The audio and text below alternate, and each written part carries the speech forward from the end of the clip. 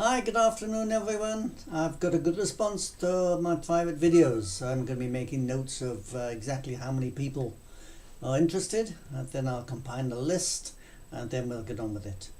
Now, how many of you missed this afternoon Greg Cheyne riding for Cliff over 1,000 metres in race 2?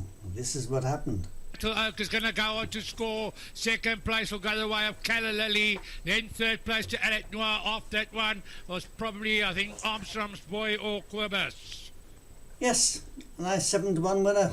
8-1 almost lots of places. Okay, so that makes it now. Greg Cheyne, when I told you about it, he'd won 5 races out of 10 over 1,000 metres. Then he won the next race at 4-1 over 1,000, so it was 6 out of 11. And now it's 7 out of 12. So, worth looking out for.